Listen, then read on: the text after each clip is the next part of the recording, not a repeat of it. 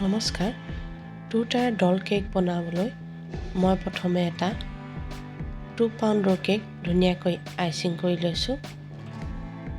প্ৰথমবাৰ আইচিং কৰি 30 মিনিট ফ্ৰিজত থৈ আকৌ নেক্সটবাৰ আইচিং কৰি লৈছোঁ। আইচিং কৰি মই মোৰ ব্ৰাছ এডালৰ সহায়ত ধুনীয়াকৈ এটা ডিজাইন বনাই লৈছোঁ। এই ডিজাইনটো বনাবলৈ খুবেই সহজ। ব্ৰাছডাল ধৰি টাৰ্ণ টেবুলখন ঘূৰাই গ'লেই হ'ল।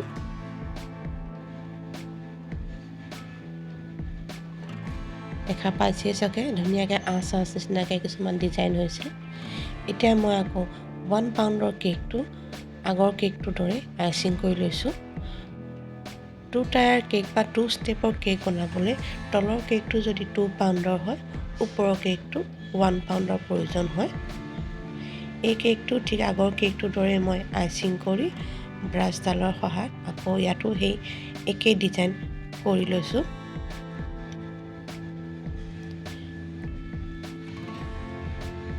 এয়া চাওক, একেধৰণেই মই টাৰ্ণ টেবুলখন ঘূৰাই একে ডিজাইন কৰি লৈছোঁ। অকণ বেকা বেকি কৰিছোঁ যাতে মোক ডিজাইনটো বেকা বেকিকৈ আহক। এতিয়া দুখন পেলেট নাইফৰ সহায়ত মই 1 পাউণ্ডৰ কেকটো 2 পাউণ্ডৰ কেকটোৰ ওপৰত লাহেকৈ বহাই দিলোঁ। পেলেট নাইফখন লাহেকৈ তলৰ পৰা উলিয়াব যাতে কেকটো পৰি নাযায়। এয়া চাওক, এতিয়া মই কেকটোক অকণমান ফিনিচিং দিবলৈ আকৌ এবাৰ ব্ৰাছডাল ঘঁহাই দিছোঁ, যদি ক'ৰবাত থাকি গৈছে সম্পূৰ্ণ হৈ যাওক। এই দেখুওৱাৰ দৰে মই এতিয়া ষ্টিক এডাল লৈছোঁ। ষ্টিকডাল মই কেকৰ ভিতৰত ভৰাই দিছোঁ যাতে কেকটো ধৰি ৰাখিবলৈ 2 টায়াৰ কেকত এনেকুৱা ষ্টিক দিয়াৰ প্ৰয়োজন হয়। ষ্টিক নহ'লে আপুনি ষ্ট্ৰও দিব পাৰে যাতে কেকটো ধৰি ৰাখে। এতিয়া মই সৰু কেক এটা বেলেগে বনাই লৈছিলোঁ। ভাঙি লৈ কেকটোত ওপৰত দি অলপ ক্ৰীম সানি ল'লোঁ, কাৰণ মই ইয়াতে পুতলাজনী বহাম আৰু মোক পুতলাজনী বহাবলৈ জেগাডোখৰ অকণমান ওখ কৰি লাগে। সেইকাৰণে মই ধুনীয়াকৈ ইয়াত কেকটো বহাই পেলাই মই পুতলাজনী বহাই ল'লোঁ।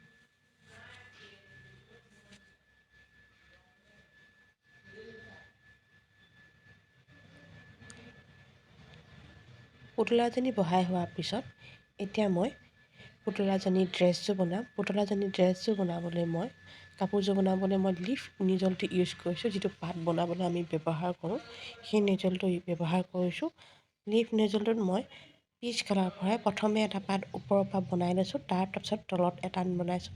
তেনেকেই মই গোটেই কাপোৰযোৰ বনাম, এটা ওপৰত তাৰপিছত এটা তলত, তেনেকেই কৰি খালী নথকাকৈ গোটেই কাপোৰযোৰ মই বনাম। ওপৰৰ জেগাখিনি বেছিকৈ সমান কৰা নাই, কাৰণ কাপোৰযোৰ বনামেই গোটেইখিনি ঢাক খায়ে যাব। সেইকাৰণে মই ধুনীয়াকৈ কাপোৰযোৰ ঢাক খোৱাকৈ বনাই লৈছোঁ।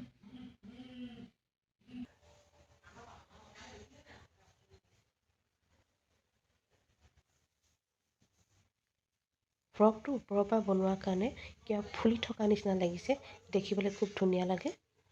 এতিয়া মই একেবাৰে শেষলৈকে অকণমান পৰি থকাকৈ মই ফ্ৰকটো বনাইছোঁ।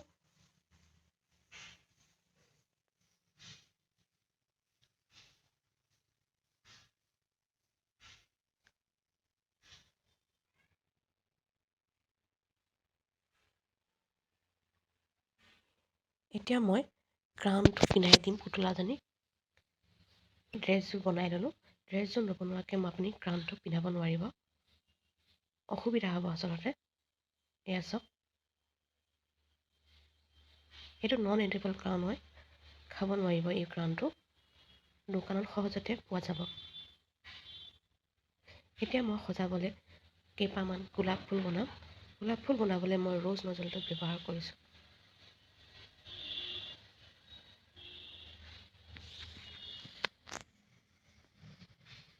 মই দেখুওৱা ধৰণে গোলাপ ফুল কিবা বনাই ল'ব।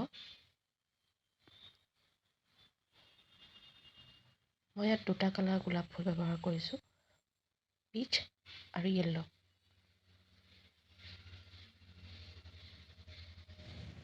ৰ'জপাহ বনাই হোৱাত মই মোৰ কেঁচিখনেদি ধুনীয়াকৈ কাটি ফুলপাহ মই বিচৰা ধৰণে দি দিলোঁ। এতিয়া তলতো মই য'ত দিব বিচাৰিছোঁ তাত অকণমান ক্ৰীম লগাই আকৌ মোৰ নেক্সট গোলাপ ফুলপাহ ইয়াত লগাই দিলোঁ। এতিয়া মই ঠিক তেনেদৰে হালধীয়া ফুলকেইপাহো বনাই লৈছোঁ। এনেদৰে মই গোটেই ফুলখিনি বনাই লৈ কেকটো কমপ্লিট কৰিম। লিফ নজলৰ সহায়ত মই পাতকেইটা দিছোঁ, যিটো প্ৰথমে মই ফ্ৰক বনাবলৈ ব্যৱহাৰ কৰিছিলোঁ সেই নজলটোৱেই ব্যৱহাৰ কৰা হৈছে।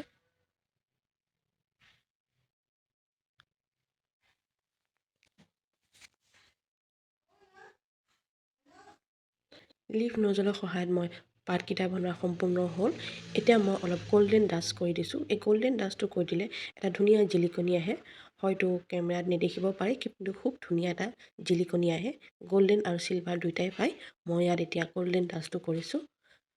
গল্ডেন বাটাৰফ্লাই দুটি মই লগাই দিম।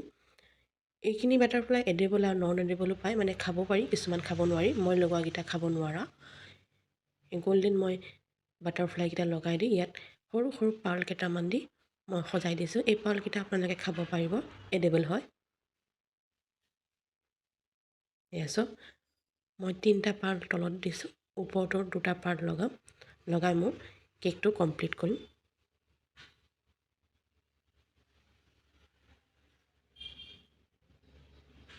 এয়া মোৰ 2টা ক্ৰাউন ডল কেক সম্পূৰ্ণ হৈ গ'ল। কেনেকুৱা লাগিছে আপোনালোকে জনাব বুলি আশা ৰাখিলোঁ। আৰু যদি ভিডিঅ'টো চাই ভাল পালে তেন্তে লাইক, ছাবস্ক্ৰাইব আৰু শ্বেয়াৰ কৰি দিব। ধন্যবাদ।